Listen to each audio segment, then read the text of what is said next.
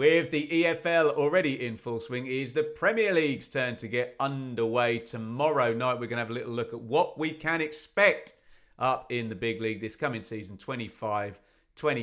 Plenty of kind of criticism, fingers pointed at the Premier League last year and over recent years. Is it a bit ring-fenced? Is it a bit predictable? Glass ceilings? Lacking competitiveness? You tell me down there in the comments. I'm sure I'll get people who'll say, oh, you're just bitter, Ben, because you support Ipswich and they couldn't get anywhere near competing last season. Maybe there's a kernel of truth in me being bitter, but maybe there's also a kernel of truth in my thoughts on the reasons why and that lack of competitive tension. Let's go through bit by bit and we will get to the promoted 3 EFL teams at the end: Leeds, Burnley and Sunderland.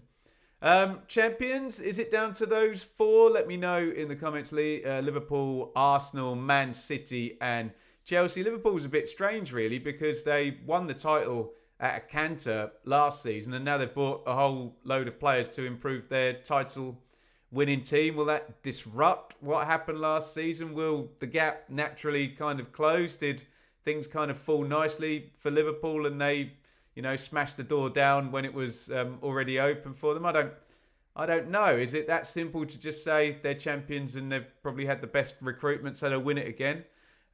Arsenal I've backed a few times and never kind of managed to do the job, although everyone always said they need goals, they need a striker. They seem to have gone for it, but then, if they improve by the same amount as Liverpool improve and everything stays the same, then by my maths, Liverpool are still ahead of them.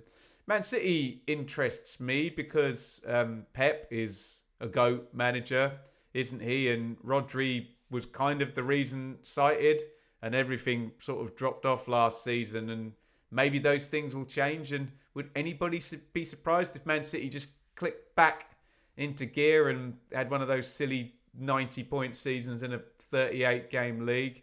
And Chelsea, I mean, I don't know. Am I right to include them in there? But I find them quite fun, actually. They're my guilty pleasure, Chelsea. And obviously, I'll keep an eye on Liam Delap this season. Let me know your title winner in there. I think I've just persuaded myself that Man City are all of a sudden just going to click straight back into gear. They'll probably get cleared at a 1-1-5 as well during this season and go on and celebrate that with another title win. So I'll go for Man City. Let me know your picks in the comments. And also, should I be including anybody else in that conversation? I didn't know where the hell to put these two, so we just put them now.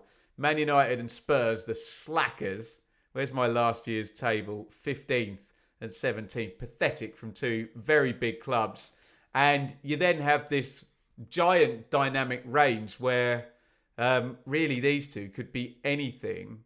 I don't know. How high do I go? 3rd, 4th? Let's say 4th. Anything from 4th to, well, they're not going to finish as low as 15th and 17th. Let me say 15th. They could be anywhere in there, couldn't they? I mean, Man United have been a bit of a laughing stock recently. Everything they do seems to just not quite work out, and they seem to have been chasing their tail like a gambler who's, bet on the first throw-in and lost, and then constantly just tried to win that money back and keep making mistakes over and over again. Seems what Man United have done and just made things worse. I think there's more of an argument for an improvement for Spurs, or a bigger improvement from Spurs, just purely because you can see Thomas Frank being the remedy. Maybe you could have seen Ruben Amorim being the remedy to Man United's problems, but Thomas Frank certainly seems to address a lot of the criticisms there. And I mean, I'll say it for both of them. Surely it can't be any worse because, well, if it was any worse for Spurs, they'd be relegated, wouldn't they? So that ain't happening. Not on my watch, not the way I see the Premier League and the hierarchy there. Let me know your thoughts. Didn't know where to include these two. Where are you pitching Man United and Spurs? I don't know, but let's have a hot take. Spurs will finish above Man United. How about that? Let me know your thoughts in the comments. Here are my glass ceiling teams, who I kind of feel a little bit sorry for, because these feel like the ones most affected by the orthodoxy. There you go, 5th, 6th and 7th in the table last season. Newcastle, Villa, Forest in that order, not the order I've got it written up there. But these feel like the sides who, in decades gone by, would now be able to at least have a season or two where they're actually challenging, right up there and having a good go at it. But maybe the PSR struggles to, or the clubs struggle with the PSR rules, that they can now build on their excellent, couple of seasons or more than that, really, in some of their cases, and go ahead and challenge for the title. But feels like we live in a world where they now can't do that, where, we have Gibbs White. Okay, they kept him being linked away. We have the Isak thing with Newcastle, where it's like, no, keep the best players, add more, go for it. And they've all got either wealthy or ambitious or both owners, haven't they? So have Newcastle, Villa and Forest hit the proverbial glass ceiling? Can any of them go any higher, or is that top four just ring-fenced off? And I know Newcastle won a trophy last year. Is that kind of the idea now? Stay there, and if it takes you a decade of being 5th, 6th or 7th to build and close up the gap in turnover, boring conversation, isn't it? It should be done on the pitch. But let me know your thoughts on those three, and are they just ring-fenced by the PSR system, kind of protecting the elite? God, I'm off on one this morning. I'm just posing it as a question, although I may think that in the background. What about these teams who are punching now? And I always go back to the Pep Guardiola kind of press conference where he says, these teams, the likes of Fulham, I've put Palace in there because they won a cup last season, but certainly Fulham, Bournemouth and Brighton are all examples of teams that have come up from the EFL, and we're very proud of them, and kind of had that status grow not just into a team in the middle, but when you look at the big picture now, these clubs are competing with the top teams in the rest of Europe for kind of players and transfer signings. And that makes it all the more ridiculous when, it shows how far the Premier League is ahead as a whole in terms of the money coming into the whole division, that we're arguing these teams can't compete with the glass ceiling teams and then the elite teams, yet they could compete and probably do really well in all the other leagues in Europe and by definition of the world in terms of quality. But can they keep punching? I don't know. What are your thoughts? They've been absolutely fantastic. Again, Palace is a little bit different because they've been established for much, much longer, although they did finish below all of these three, but they took that FA Cup win, and we've obviously had those instances recently where Palace have had 4, 5 players in the England squad, and still got Eze, still got Gay, but we'll see how that pans out as the transfer window closes. I'm more kind of referring to Fulham, Bournemouth and Brighton, and players have been sold out of there, haven't they? And Brighton and João Pedro, and Bournemouth, the full-back to Liverpool and the centre-back to Real Madrid. And will they go again? And will they be able to keep on punching? And where does this kind of end? What's the aspirations? Is it to get into Europe and win one of the secondary European trophies? I don't know. It'd be lovely to see an ex-EFL team. Look, you can argue, I guess, Newcastle, Villa and Forest are all ex-EFL teams, but let's go down that thorny road of club size. It feels like those all have kind of big history and have been there before, whereas one of these lot, getting up and being at the top of the top division and challenging up there would be something new, wouldn't it? Can they do that, or do we get a gentle regression to the mean? Let me know your thoughts on those four there in the chat. Fulham, Palace, Bournemouth and Brighton. At risk. And here's the conversation. Is anybody at risk? These four, according to the betting information I've got in front of me, are most at risk. Well, actually, the betting information puts Palace in there as well, even though they just won a trophy. Maybe it's because we think they may lose a couple of key assets in the window. But this is the $64 million question as it pertains to Premier League money, is that all of these clubs, not Brentford, but we're kind of forecasting Brentford because of all the change there.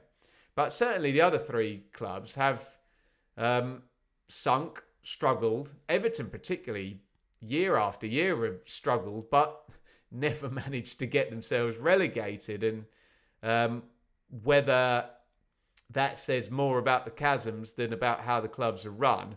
Let's start with Everton, because maybe there's an argument now because Moyes did such a good job and they're going to move to the new stadium, and have they got over the PSR issues that they'll be more like where I've seen... Look, I have seen Everton struggle in a lot of years in my life, but I've also seen plenty of years where under Moyes, actually the first time they were up there, and probably just before I started watching football, they were a real powerhouse. Everton. Do they go back to that, or is Moyes just a kind of plaster when a bandage is and a what's that thing you put, plaster cast is needed? Wolves, well, they were utterly dreadful and this is my problem with the Premier League, and as we get onto survival, they were dreadful last season, Wolves, and obviously had a managerial sacking and probably thought they may have held on to Gary O'Neill too long, and Cunha did business for them, and we think there was a bad dressing room and all of that stuff, but they still went on a run and comfortably survived. 17 points they were away from trouble in the end, which kind of goes back to my question, are they really at risk? Just mentioned Everton, who failed miserably financially and terrible recruitment and ownership problems and gone through managers, and they're still in the Premier League. And Wolves were your kind of textbook team having a nightmare last year. They're still in the Premier League. West Ham's interesting, obviously, because Kudus left, didn't he? Paqueta's still there. Bowen is still there. It feels like they've got a lot of talent, kind of concentrated into a few players. And there's always the issues with West Ham and the ownership. And I went on a West Ham channel last season, and it's like, well, that just constantly rumbles on. Are they pushing? Are they backing the managers? Have they got the right manager there in Potter there? So you do feel West Ham are never far away from, a potential tricky, sticky situation. But yeah, they finished 18 points above the drop last season. Brentford's the one lots of people are looking at as being at risk. And I get the argument that Brentford fans would make of, don't worry, we've had many players leave the club. I mean, the latest is Brian Mbeumo, and it looks like Avissa is going to go. Tony was obviously the talisman. And then, God, when you go through Ben Rama and Watkins and whoever they sold over the years, one after the other, and the argument that Brentford fans will make is, well, just replace them all. Good recruitment. Away you go. I do feel two things, though. You're now taking a manager who's really had a long tenure there. I know Dean Smith was good, and he went and they replaced him, but it felt like there was already an upward trend there. And frankly, Dean Smith had Brentford like 10th or 11th or something in the Championship, whereas Thomas Frank has really, really, really delivered and been there a long time. So you've got that. And I do think there is such thing as a natural peak in, well, not in just football, but in life and in economics and performance of any kind. You do have natural peaks, don't you? And I don't know. Is there an argument that Brentford are now just going to come off a natural peak and there's going to be a regression and they could be at risk? Let me know. Is anybody at risk in the Premier League these days? Any of those four potentially going to drop? Because when we talk about survival for our beloved three promoted teams, that's question one. I mean, can any of those teams go and score? And if we have a ridiculous chasm again and big gaps in the league, they'll need more points than... we used to think, if you can get 35, you're probably going to be all right. But I don't know. If the middle order and the lower order of the Premier League are so far ahead, then do you almost have a situation where one of these teams has to literally leave the other two way behind, and you almost get 20th and 19th. I don't know, they have 20 to 25 points or something awful like that.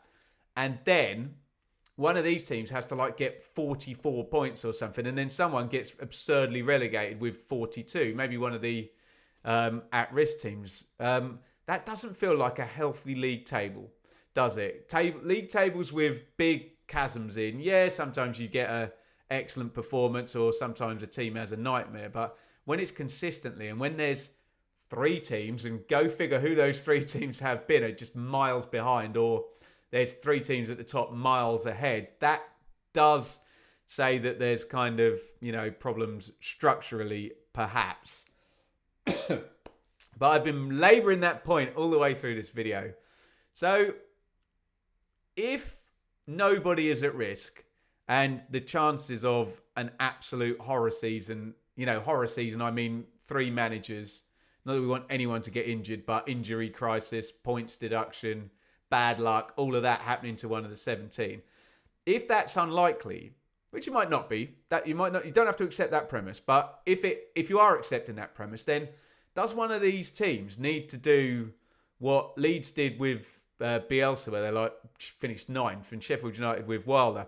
Is that possible in the modern day? Can momentum and pattern of play do that? And what would it take to finish 9th? I mean, my God, Bournemouth 56 points to finish, or 57 if you take goal difference, would guarantee 9th. And the reason I talk about pattern of play and momentum is because it's very, very hard for these clubs to compete. I know, I suppose, what Leeds would have 1 year, would they, of Premier League PSR allowance, and then 2 years of Championship now coming into what's going to go on but the next year's of account is going to have 1 Premier League and 2 Championship. Burnley will have 1 Premier League, 1 Championship, 1 Premier League. Sunderland's will all be Championship, won't they? And we all know that your spending is then limited accordingly. I know Sunderland have particularly sort of gone for it, and more power to these teams. Go for it. Go on. I know people are a bit sniffy about the Forest breaching FFP, but part of me is like, if that's the only way to do it, do that then, and break the orthodoxy. I'm going all fighting for the working man here. I don't like the idea that 17 teams are going to be the same 17 teams for years and years. And I know we get arguments from the 3, Brentford, Bournemouth and Fulham, that all stayed up in that consecutive year. In that same year, not consecutive, you know what I mean. But things get exponentially worse the more this happens, and PSR now has more teeth. Premier League TV money goes up, and the longer you have in English football, where 17 teams get 10 times more money than can I do the maths? Whatever it would be, 17, 92. I can't do it. Like 75 teams.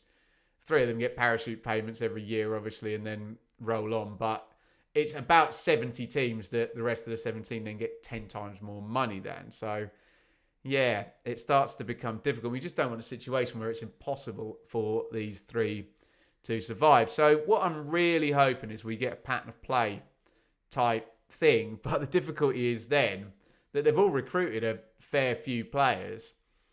Leeds would be the most likely, I think, on pattern of play because, if you look at Burnley, they had a brilliant defensive record, didn't they? And the keeper's gone, and one of the centre-halves has gone from that. And can you defend your way to survival in the Premier League anymore? Maybe you can. I don't know. Maybe I'm wrong about that. And Big Sam would certainly tell you can. And he did it year on year. And David Moyes certainly got a tune out of an Everton team in, David Moyes kind of pragmatist fashion. I just feel Leeds, Farke's pattern of play in the Championship was pretty attacking and pretty exciting. But I can hear all the clangs in the comments of, but Farke always struggles at Premier League level. But is that fair? Did Norwich really back him? And then when they did spend money on Christoph Jolis or whoever it was, and what was that midfielder called? Matthias Norman?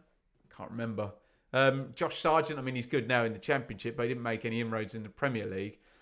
So I don't know. I think Farke there. Sunderland's fascinating. Sunderland feels like a nice wild card. And could a wild card take the Premier League by surprise? And that they've not been in a while. They've got loads of young players. They've signed loads of players. Labrise has only been in 1 season. Bit of a kind of unknown quantity how they're going to do it, because we saw them in the playoffs, obviously be very pragmatic, but he's certainly versatile and adaptable, Lebris. So what's he going to do? We kind of don't know. And could they steal a march? I was talking to Connor McGilligan and Matt SB, and Connor was very high on, you have to get a good start. The blueprint is, I think he had a stat actually, that if you're not at 11 points after game 10, you're statistically, based over the last seasons, you got 0% chance of survival, which is a little bit problematic, isn't it? So, yeah, I'm seeing it more like, can we just get a mega season from one of these and not 35 points and scraping it on the last day and, hoping lots of teams are dragged into it, but can someone just be really good and score 50 points and obviously win lots of home games? And I mean, do you see any of them doing the Thomas Frank kind of outlook of what he said about Brentford in terms of, teams being really good at home, really good at set plays, really fit? I suppose they're all going to try and do that, but, is everybody else that far ahead that that's only a marginal game? Now, let me know your thoughts. That's the big thing for me, really. Can we, and I'll be completely biased about this because I just hope one of them, I don't care which one it is, love you all, Leeds, Burnley and Sunderland, and you will be loved, I think, by English football if you can buck the trend of the boredom of the yo-yoing of teams between EFL and Premier League. So, what can we expect in the Premier League? Sorry if I've been a bit snarky, sarky, negative, whatever you want, but let me tell you what I don't want to happen when we're talking about what we can expect. I don't want us to just assume that the top four is going to be Liverpool, Arsenal, Man City and Chelsea in whatever order, the same top four we got last season. I don't want to assume that Newcastle, Villa and Forest have a glass ceiling, which means they can never go any further and, have your little Carabao Cup every 5 years or couple of years or whatever it might become. But no, Champions League, that's the domain. Look, I know teams get into the Champions League, but you know what I'm saying. Champions League places their top four. You know what I'm trying to say. And then I also don't want to feel like there's a glass ceiling on Brighton, Bournemouth, Brentford, Fulham, etc., etc. And I don't want to feel that there's no chance whatsoever how bad they are, that Wolves, West Ham, Everton, Palace, Brentford, etc., that none of them, there's no chance they can be relegated. They can be abject, terrible 1 out of 10, and they'll still be better than the three teams that have gone up. And I'll play it out that I don't want to feel like the three teams that have gone up have got no chance. For God's sake, the two of them scored 100 points in the Championship last year. That should intimate that they are good teams that should be able to compete in a sensible system where you're passing between two apparently adjacent leagues. But are they adjacent anymore? So, what can we expect? Probably more of the same. And that really sucks for me to say that. Closed shop, glass ceilings, rigged protection of the elites in whatever tier that is, a tiered system where you can't pass between them. What I hope is that we can change all of that. Be nice to get the 115 resolved, wouldn't it? Be nice for there just a few surprises, whatever those surprises are. If that's one of the three promoted surviving, if that's one of someone different in the top four. Look, it was nice to have Palace win the cup. I've got that. Yeah, Newcastle as well. More of that would be lovely. But what can we expect may be that grumpy conversations like this guy is having right now may still be continuing next season. Please tell me why I'm wrong in the comments. I want you to be right. I want to believe that the top tier of English football, where obviously covering EFL, everybody kind of dreams to be, that is not actually a nightmare and just dull and uncompetitive when you get there. So please tell me why I'm wrong, that is not the case. And tell me what we can expect as an exciting, fun Premier League. And particularly with my hankering towards Leeds, Burnley and Sunderland, that they can have a good season and develop in the Premier League rather than having to yo-yo and develop outside it to even have a chance of maybe competing on the third time they go up or what have you. Anyway, let me know your thoughts down there in the comments. If you want to flip back to Championship EFL football, that's the predictions up there for round 2. No Sam Parkin this week, but he has got his predictions in and he'll be back next week. And have a look down there. We'll link a Premier League chat I had in a new collaboration with Conor McGilligan over on his channel and Matt SB.